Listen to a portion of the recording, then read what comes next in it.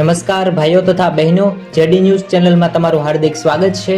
ઉનાળાના સમયની અંદર ગરમીની રાહત મેળવવા માટે મોટાભાગના લોકો તડકામાં ઠંડા પીણા જેવા કે છાશ, લસ્સી, શેરડીનો રસ જેમ કે જ્યુસ, લીંબુ શરબત સહિતની ચીજ વસ્તુઓનો સહારો લેતા હોય છે।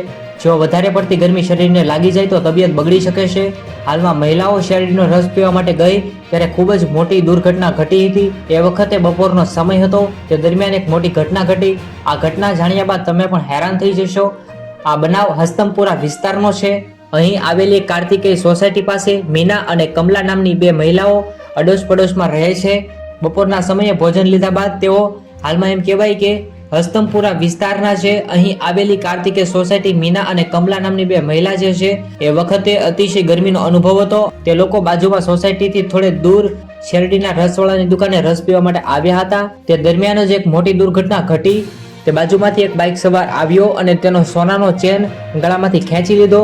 ધારદાર હથિયાર વડે હાલ સોનાના ચેનને કાપવામાં આવ્યો, જેના કારણે મીનાબેન તેમજ કમલાબેનને ગળામાં પહેરેલા સોનાના ઘરેણા આંચકી ગયા, જેમાં 70,000 રૂપિયાનું સોનું લૂંટી આ લોકો ભાગી ગયા। અને જેને લઈ અને આ બંને મહિલાઓ જે છે તેને ઈજાગ્રસ્ત થઈ હતી, કારણ કે ધારદાર હથિયારનો ઉપયોગ કરવામાં આવ્યો હતો, જેના કારણે ગળામાં પણ ધારદાર હથિયારને કારણે ઈજાઓ પહોંચી હતી। તો બસ મિત્રો, આજના આ વિડીયોમાં આટલું જ। તમને વિડીયો ગમ્યો તો લાઈક કરો। ધન્યવાદ।